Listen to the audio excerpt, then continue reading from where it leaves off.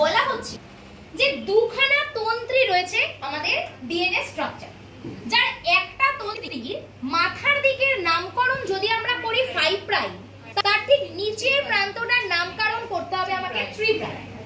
আর পার্শ্ববর্তী যে তন্ত্রীটা আছে সেটা হচ্ছে এর সম্পূর্ণ উল্টো, অর্থাৎ তার মাথার দিকে যদি হয় নাম 5 প্রাইম, উল্টো দিকটা হবে হচ্ছে 3 প্রাইম। তার মানে 5 প্রাইম আর 3 প্রাইম সম্পূর্ণভাবে উল্টো। যেটাকে খুশি তুমি মাথার দিকে রাখতে পারো, ঠিক আছে? যেটা এদিকে রাখবে পাশেরটাতে সম্পূর্ণভাবে সেটা উল্টে যাবে।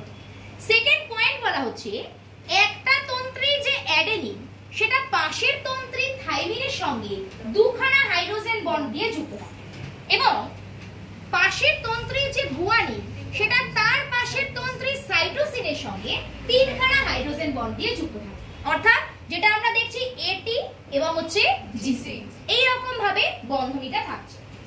এবং একটা সম্পূর্ণ পাকের দৈর্ঘ্য হচ্ছে আমাদের 34 অ্যাংস্ট্রম, ঠিক আছে? তাহলে 3টে পয়েন্ট আমরা দেখলাম। পরবর্তী পয়েন্টে বলা হচ্ছে এই একটা সম্পূর্ণ পাকের মধ্যে টোটাল 10খানা বেস পেয়ার থাকে। টোটাল 10খানা বেস পেয়ার মানে ধরো এখানে আমরা দুটো বেস পেয়ার অলরেডি দেখেছি, ধরলাম আমি এরপরে আবার এটি বন্ধনী থাকছে, তারপরে জিসি থাকছে, ধরো এখানে আরো একটা জিসি থাকবে। তাহলে জিসি বন্ধনী এখানে কটা হলো? 3টে দেখতে পাচ্ছি আমরা। তার মানে পরবর্তী পাকে জিসি বন্ধনী থাকবে আরো 2খানা, এবং বাকি সবকটাই হবে হচ্ছে কি আমাদের না এটি বন্ধনী। তাহলে যদি আমরা এই স্ট্রাকচারটাকে দেখি, যতগুলো অ্যাডেনিন থাইমিন বন্ধনী আছে, দেখো 5টা টোটাল অ্যাডেনিন থাইমিন বন্ধনী আছে, ঠিক একই রকম ভাবে গুয়ানিন সাইটোসিন বন্ধনীর সংখ্যা হচ্ছে কিন্তু আমাদের 5টা।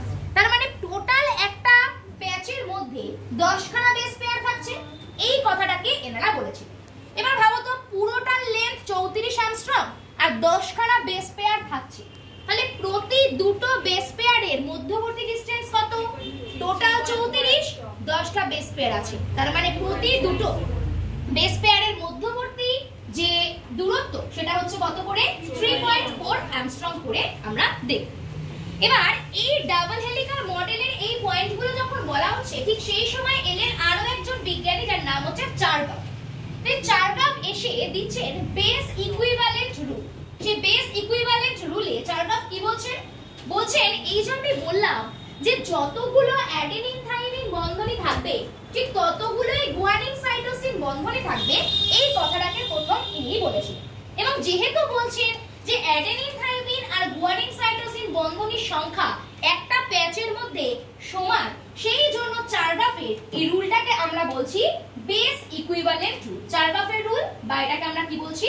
বেস ইকুইভ্যালেন্ট রুল বলছি। ক্লিয়ার? ডিএনএ স্ট্রাকচার ক্লিয়ার প্রত্যেকের? অসুবিধা নেই তো কোথাও? চলো নেক্সট পার্টে এগোই।